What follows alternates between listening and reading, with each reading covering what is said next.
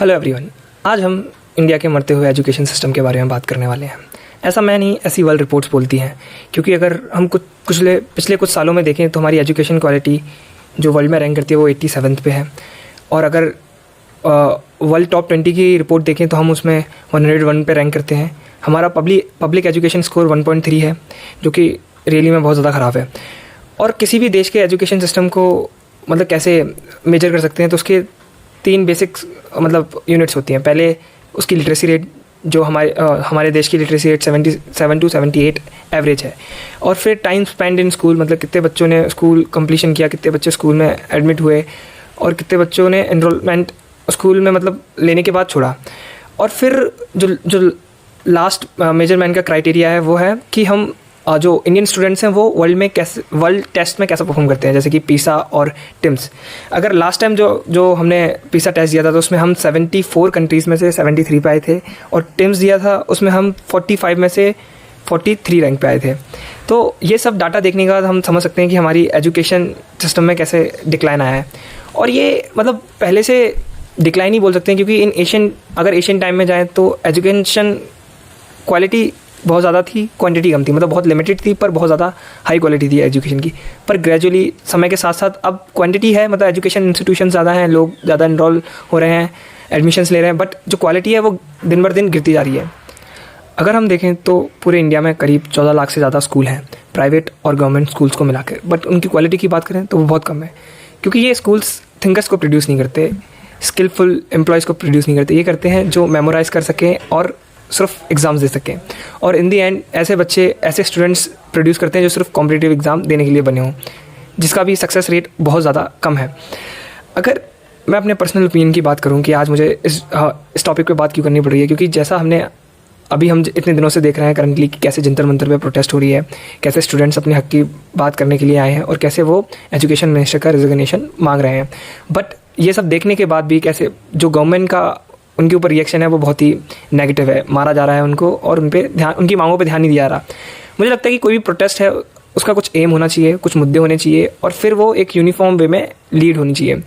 Unnecessary अगर लोग इकट्ठा हो रहे हैं, ठीक है, मैं कोई कमेंट नहीं कर रहा कि अननेसेसरी लोग इकट्ठा हो रहे हैं, मतलब लोग इकट्ठा हो सकते हैं, अपनी मांग रख सकते हैं, बट हमें पता होना चाहिए कि हम मांग क्या रहे हैं, हमें पता होना चाहिए कि प्रॉब्लम्स क्या हैं और हम क्या सॉल्यूशंस मांग रहे हैं। तो इस वीडियो के माध्यम से मैं इंडियन एजुकेशन सिस्टम की कुछ ऐसी प्रॉब्लम्स को एड्रेस करूंगा और उन पर बात करके उनके पॉसिबल सॉल्यूशंस बताने की कोशिश करूंगा। अगर इंडियन एजुकेशन सिस्टम की सबसे मेजर प्रॉब्लम देखी जाए तो वो है अफोर्डेबिलिटी और एक्सेसिबिलिटी की। आज के ज़माने में एजुकेशन इतना महंगा हो गया है कि नॉर्मल मिडिल क्लास से नीचे लोअर क्लास तो उसे अफोर्ड कर ही नहीं सकती विदाउट गवर्नमेंट हेल्प के। तो जितने भी सबसे पहला काम जो गवर्नमेंट को करना चाहिए वो है कि एजुकेशन सेक्टर पूरा ही अपने हाथ में ले जाना चाहिए, और स्कूल नर्सरी से डिग्री तक एजुकेशन फ्री होनी चाहिए। दूसरी है एक्सेसिबिलिटी की बात। अगर देखा जाए जितने भी मेजर स्कूल्स एजुकेशन इंस्टीट्यूशन वो अर्बन एरियाज़ में है, जैसे कि मेजर सिटीज़ में, मेगा सिटीज़ में और मेट्रोपॉलिटन सिटीज़ में। तो उससे क्या होता है कि जो रूरल एरिया है, रिमोट एरियाज़ में, उसमें जो वहाँ के जो लोग रहते हैं, वहाँ के जो बच्चे होते हैं, उनको कभी एजुकेशन मिल ही नहीं पाती। अगर दूसरी सबसे मेजर प्रॉब्लम देखी जाए तो वो है क्वालिटी ऑफ फैकल्टी। अगर इंडियन स्कूल्स में फैकल्टी की इंटेलिजेंस देखी जाए या फिर उनका स्टैंडर्ड देखा जाए वो बहुत लो है।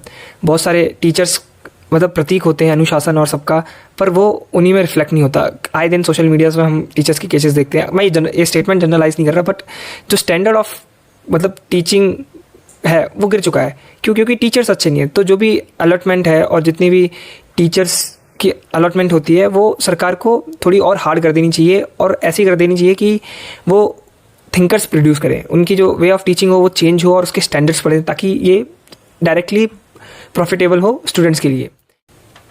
जो तीसरी मेजर प्रॉब्लम है वो है non transparency and non accountability की।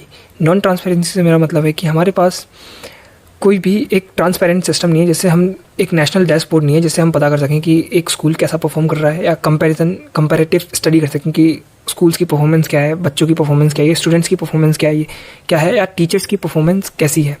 और जो भी पॉलिसीज़ बनाई जाती हैं एजुकेशन से रिलेटेड वो सारे पार्लियामेंट में बैठे हुए लोग बनाते हैं, बट उनमें कोई भी स्टूडेंट्स का इनपुट नहीं है। तो स्टूडेंट्स का इनपुट होना ज़रूरी है।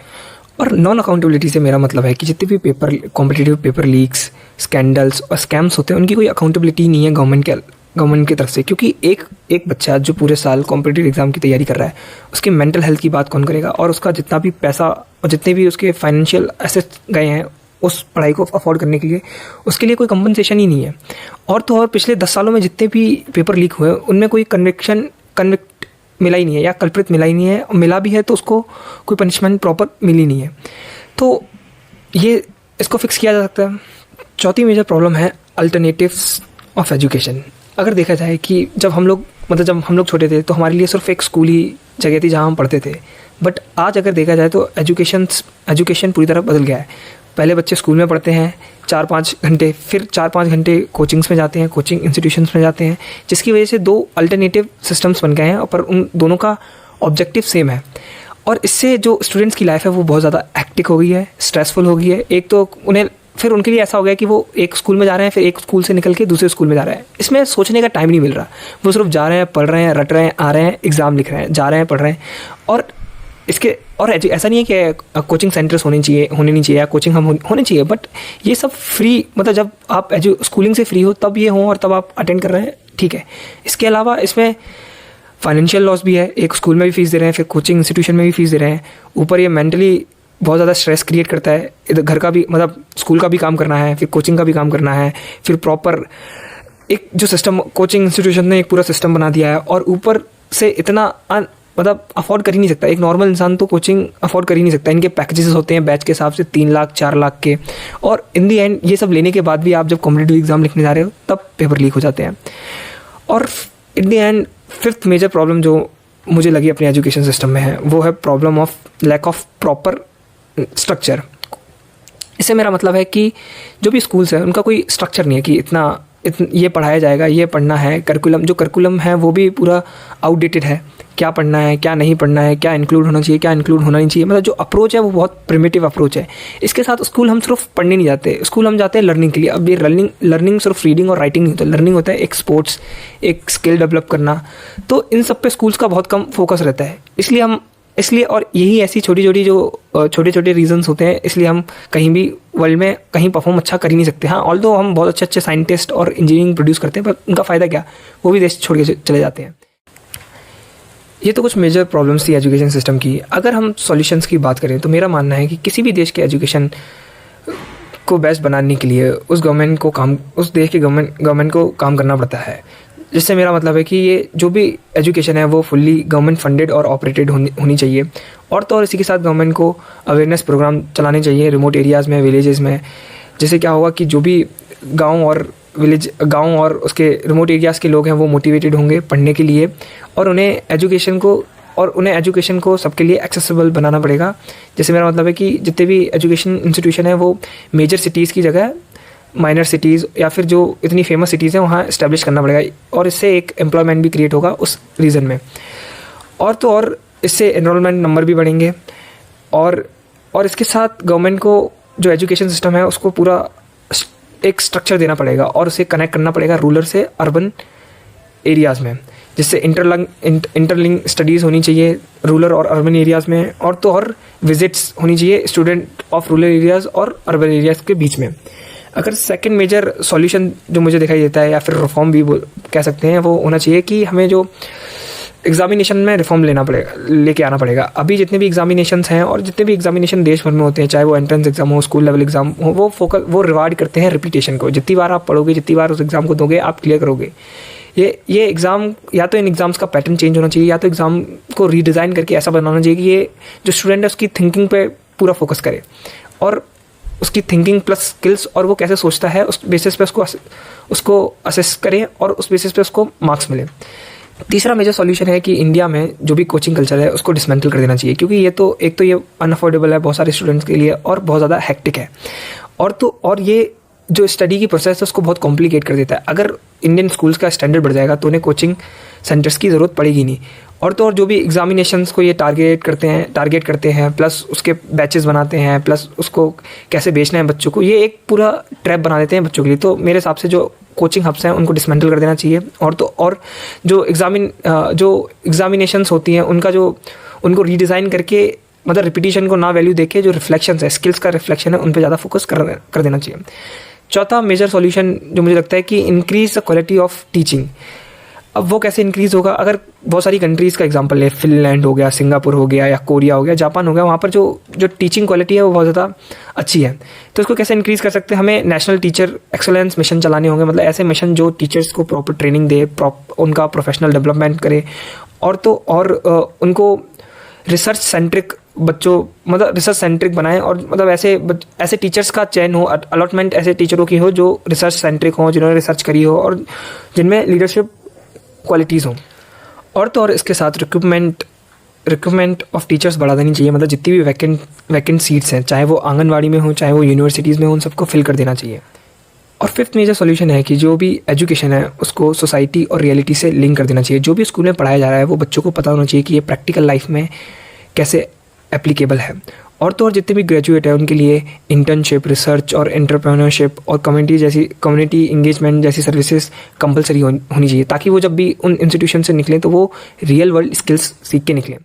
अगर हम अगले पॉसिबल सॉल्यूशन की बात करें तो उसमें सबसे पहले आता है ऑर्गेनाइजेशनल स्ट्रक्चर फिक्स करना, और तो और एजुकेशनल इंफ्रास्ट्रक्चर ठीक करना। जिससे मेरा मतलब है कि स्कूल के हर एक बच्चे को डिजिटल एजुकेशन, जिसमें smart labs, library, sport complex और तो और प्रैक्टिकल स्किल्स पे ज़्यादा ध्यान देना पड़ेगा रेदर देन थ्योरीज़ पे। और यूनिवर्सिटी लेवल्स पे जितने भी एजुकेशनल इंस्टीट्यूशन हैं उनको, जो उनके रिसर्चर्स हैं, उनके लिए फंडिंग बढ़ानी होगी, और तो और उन्हें मोटिवेट करना पड़ेगा न्यू फाइंडिंग्स के लिए, जो कि अल्टीमेटली इंडिया के डेवलपमेंट में ही हेल्प करेगा। इसके बाद अगर बात की जाए तो जो एजुकेशन बजट है उसे भी, जो एनुअल एजुकेशन बजट है वो भी बढ़ाना होगा, जो कि अभी करंटली जीडीपी का कुछ 4 to 4.3% है, उसे बढ़ा के 6%, और जितने भी रिसर्चर्स हैं उनकी रिसर्च के लिए उसे 2% कर देना चाहिए। इसके साथ अगर लास्ट सॉल्यूशन की बात करें वो है ट्रांसपेरेंसी का। मैंने जैसे बोला था कि जैसे एक टीचर्स के नेशनल मिशन स्टार्ट किया, वैसे ही एक ट्रांसपेरेंसी के लिए एक नेशनल डैशबोर्ड होना चाहिए, जिससे पता चले कि हर एक स्कूल की क्या परफॉर्मेंस है, हर एक टीचर की क्या परफॉर्मेंस है, हर एक स्टूडेंट की कैसी क्या परफॉर्मेंस है, और ये एक कंपैरेटिव स्टडी होगी, और ये हर एक स्टूडेंट और उसके पेरेंट्स के लिए अवेलेबल होना चाहिए, जिससे क्या है एजुकेशनल सिस्टम की ट्रांसपेरेंसी बढ़ेगी।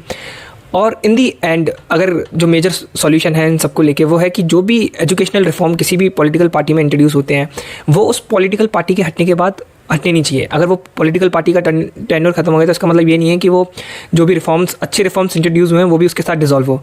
वो जितने भी एजुकेशनल रिफॉर्म्स हैं वो आउटलिव होने चाहिए, आउटलिव रहने चाहिए इन कंपेरेटिव टू इलेक्टोरल साइकिल। तो इसी के साथ ये कुछ मेजर सॉल्यूशंस है जिससे हम जो इंडिया की एजुकेशन सिस्टम में प्रॉब्लम्स हैं उनको टैकल कर सकते हैं। अगर अब मैं अपने ओपिनियन की बात करूं कि मेरा क्या ओपिनियन है जो भी प्रोटेस्ट हो रहा है और जो भी डाउनग्रेड आया है पिछले कुछ सालों में इंडियन एजुकेशन सिस्टम में, तो मुझे लगता है कि प्रॉब्लम तो हर एक सिस्टम में है और ये जायज़ है, प्रॉब्लम तो हर जगह होती है, पर हमारा फोकस जो होना चाहिए वो सॉल्यूशंस पे, कि अगर ये प्रॉब्लम है तो इसको कैसे टैकल कर सकते हैं। तो ये इतनी सारी मतलब जो सोसाइटी में प्रॉब्लम चल रही है उन सब पे तो हर कोई चीख के बात करता है, हर कोई अवेयर करने की कोशिश करता है, बट उस अवेयरनेस के साथ हमें पता होना चाहिए कि क्या पॉसिबल सॉल्यूशंस हम दे सकते हैं और इस मोटिव के साथ हमें काम करना है। जितनी भी ये अभी जो प्रोटेस्ट हो रही है ये बहुत अच्छा है कि लोग अवेयर हुए, कुछ 50,000 से 1 लाख लोग अवेयर हुए, 1 लाख से 2 लाख, ये बहुत अच्छी चीज़ है। पर उन्हें ये पता होना चाहिए कि उनके मेन ऑब्जेक्टिव्स क्या हैं और मेन एजेंडाज क्या हैं और वो क्या सरकार से मांग रहे हैं। ठीक है, आप रेजिग्नेशन मांग रहे हैं एजुकेशन मिनिस्टर का, वो मिल जाएगा, उसके बाद क्या? जिन लोगों ने स्टूडेंट्स पे हाथ उठाए, जो भी पुलिस जिन्होंने भी असॉल्ट किया उनको पनिशमेंट मिल जाएगी, उसके बाद क्या? तो ये सब ठीक है, उसके बाद का सोचना है। ये तो रिजिग्नेशन मिल जाएगा नहीं मिलेगा ये बात की बात है, पर हमें पता होना चाहिए कि हम और पॉसिबल सॉल्यूशंस क्या मांग रहे हैं और क्या हमें पता है क्या इनपुट दे सकते हैं। और तो अगर इसके बाद कोई न्यू एजुकेशन मिनिस्टर जो भी होगा तो उसमें कम से कम ये इंक्लूसिव, मतलब उस सिस्टम में ये इंक्लूसिवनेस रहनी चाहिए कि जो फीडबैक है वो यूथ से लिया जाए, स्टूडेंट से जो पढ़ रहे हैं उनसे लिया जाए, ना कि कोई भी पार्लियामेंट में कहीं से भी इलेक्ट होकर आया और वो बैठा हुआ है और वो उन सब पे बात कर रहा है। उन्हें तो गहराई पता ही नहीं ना कि बच्चे क्या फेस कर रहे हैं। और इसके साथ मैं इन दी एंड अपनी ओपिनियन में यही बोलना चाहूँगा कि ये जो जितनी भी प्रोटेस्ट वगैरह हो रही हैं ये बहुत सही चीज़ है, अच्छी बात है कि हो रही है अगेंस्ट दी सिस्टम। ये अगेंस्ट दी सिस्टम है, ये किसी एंटी गवर्नमेंट नहीं है, ना ही ये प्रो गवर्नमेंट है। ये लोग जो मिसलीड करते हैं सोशल मीडिया पे, क्योंकि क्या है कि आजकल जितनी भी इन्फॉर्मेशन मिलती है सबको सोशल मीडिया से मिलती है, मेनली इंस्टाग्राम जैसा प्लेटफॉर्म हो गया, वहाँ से लोग रील्स देखते हैं, फिर इनका कोई खुद का कोई ओपिनियन नहीं होता। सबसे बड़ी बात तो ये, जितने भी बाहर मतलब इतने लोग तो मेरे साथ के हैं, इनका कोई ओपिनियन ही नहीं है। इनके जितने भी ओपिनियन फॉर्म हुए हैं वो किसी और की वीडियो देख के, किसी और के थॉट्स सुन के, किसी और के मिस इंटरप्रेट फैक्ट्स को देख के इन्होंने अपनी ओपिनियन बनाया। ना ये लोग पढ़ना चाहते हैं, मतलब अगर इन्हें सच में जानना है कि एक्चुअली में हो क्या रहा है, तो तुम पढ़ो, एक न्यूज़पेपर आर्टिकल उठाओ और कहीं से रिलायबल सोर्स देखो, रिलायबल न्यूज़ देखो, वहाँ से देखो, फिर अपना एक ओपिनियन फॉर्म करो। बिना अपना, इनका कोई ओरिजिनल ओपिनियन नहीं है, जो इनके फेमस इन्फ्लुएंसर्स का ओपिनियन है वही इनका ओपिनियन है। और इनको सारी चीज़ें ऐसे मजाक में लगती हैं, मतलब कुछ लोग ऐसे हैं, उनको चीज़ें इतनी मजाक में लगती हैं कि अगर किसी के साथ कुछ गलत हो रहा है तो उसको भी फन वे में ले लेते हैं। अरे तुम एक बार जाके वहाँ की ग्राउंड रियलिटी तो समझो, लोग क्या फेस कर रहे हैं, स्टूडेंट क्या, प्रोटेस्ट में जाना कैसा होता है, पुलिस जब एक्शन लेती है तब कैसा, मतलब तुम्हारे ऐसे ऐसे मेंटल ट्रॉमा ट्रिगर हो जाते हैं कि वो बाद में कभी ख़त्म भी नहीं होंगे। तो उनका मजाक उड़ाने से पहले खुद देखो तुम लोग क्या कर रहे हो और क्या नहीं कर रहे। और तो और मजाक उड़ाना और मतलब मजाक उड़ाना, मोक करना, ये बहुत प्रोवोक करना बहुत आसान काम है एक बार, क्योंकि तुम लोग तो प्रिविलेज हो, तुम लोगों को तो सब कुछ मिला है, मिलने के बाद तुम लोग अच्छी जगह सेटल हो, पैसे हैं, घर बार है, सब कुछ है तुम्हारे पास, तुम्हारे पेरेंट्स अच्छी जगह लगे। पर जिनके नहीं है, जिनको पता है कि एजुकेशन ही है जो उन्हें पॉवर्टी के सर्कल से बाहर निकाल सकती है, उनके लिए ये चीज़ें कितनी इंपॉर्टेंट है। तो उनका मजाक बनाना बंद करो, समझो, पढ़ो, फैक्ट्स देखो, फैक्ट्स रीचेक करो कि क्या बात हो रही है ये। और ब्रेन वॉश लोग हैं वो तो मतलब वो एक बार जाके शांति में मेडिटेशन करो, समझो कि वो किसे फॉलो कर रहे हैं, क्यों इतने मतलब एकदम अंधेपन में उनको फॉलो कर रहे हैं। ये सब छोड़ने के बाद फिर तुम देखो कैसे इंसान बनते हो। एक बार सारी जो एंटाइटलमेंट और ये जो आइडेंटिटीज़ तुम लोगों से जुड़ी है उन सबको छोड़ के देखो, फिर देखो कि तुम एक जीरो स्टेट पे हो क्या, कि मैं भाई ये बीजेपी सपोर्टर हूँ, कांग्रेस सपोर्टर, ये कुछ नहीं है भाई। हमें किसी को सपोर्ट करना ही नहीं है, ना किसी के अगेंस्ट रहना, ना किसी को सपोर्ट करना है। हमें बेस्ट हमारे लिए क्या है उसको सपोर्ट करना है। अगर ये मेरी कोई किसी को लेके मेरी राइट विंग आइडियोलॉजी या लेफ्ट विंग आइडियोलॉजी और मुझे इस सरकार से कुछ फ़ायदा है या दूसरी सरकार से कुछ फ़ायदा है, ये ऐसा नहीं होना चाहिए भाई। मुझे ये देखना है कि सोसाइटी के लिए क्या अच्छा है। ये जितनी भी आइडियोलॉजीज़ हैं इनको साइड में रखो, ठीक है, होनी चाहिए। हर एक इंसान के पास कुछ ना कुछ आइडियोलॉजीज होती है, कुछ सेट ऑफ रूल्स होते हैं जो जिन्हें वो फॉलो करता है, अच्छी बात है, करना चाहिए। बट उसी के साथ हमें इतना फ्लेक्सिबल होना है कि जब हमें पता चल रहा है कि गलत कर रहा है, हमारे साथ का कोई गलत कर रहा है, या हम जिसको चाहते हैं या फिर जिस पे हम बिलीफ रखते हैं वो गलत कर रहा है, तो उसके अगेंस्ट आवाज़ उठाना भी हमें आना चाहिए। और प्लीज़ ये जितने भी प्रोटेस्ट बाहर चल रही है उनकी जो वीडियोज़ हैं, अननेसेसरी वीडियो, जो भी मतलब मिस इंटरप्रेट की हुई वीडियोज़ सर्कुलेट हो रही है, उनको सर्कुलेट करना बंद करो। समझो भाई वो लोग किस पेन में जा रहे हैं, हो सके तो उनकी मदद करो और आवाज़ उठाओ, क्योंकि आज नहीं कल ये हमारी बात नहीं है, हमारे फ्यूचर की बात है भाई। आगे हमारी जनरेशन, जो आने वाली जनरेशन है, उनके लिए बात हो रही है। आवाज़ उठाना ज़रूरी है भाई, इन रिस्पेक्ट कि तुम किसी पार्टी को सपोर्ट करते हो, किसी पार्टी को सपोर्ट नहीं करते। मैं नहीं कह रहा कि अगर ये पार्टी हट जाए और दूसरी पार्टी आए तो पॉलिटिकल पार्टी आए वो सब सही करती, नहीं। सिस्टम, ह्यूमंस ऐसे ही हैं भाई, कोई सिस्टम कभी सही नहीं हो सकता, करप्शन रहेगा। हमारा काम है कि हम एक डेमोक्रेटिक कंट्री में रहते हैं, हमारा काम है आवाज़ उठाना, उसके लिए लड़ना, प्रॉपर एक चैनल में लड़ना। ये नहीं कि अंधाधुंध बस प्रोटेस्ट चली नहीं भाई, एक मोटिव होना चाहिए उसके पीछे, एक लीडर होना चाहिए, उन सबको फॉलो करते हुए जो हमारे मेन ऑब्जेक्टिव है उनको अचीव करना। तो इसी के साथ मैं ये वीडियो एंड करता हूँ और मैं भी रेगुलर रहने की कोशिश करूँगा, मतलब ठीक है, मतलब बहुत सारी चीज़ें चलती हैं दिमाग में। और ज़्यादा से ज़्यादा वीडियो शेयर करें, लाइक करें और कमेंट भी कर देना भाई। और मैं कोई एंटी गवर्नमेंट और प्रो गवर्नमेंट नहीं हूँ भाई, मैं बस जो फैक्ट्स थे वो मैंने बोले हैं।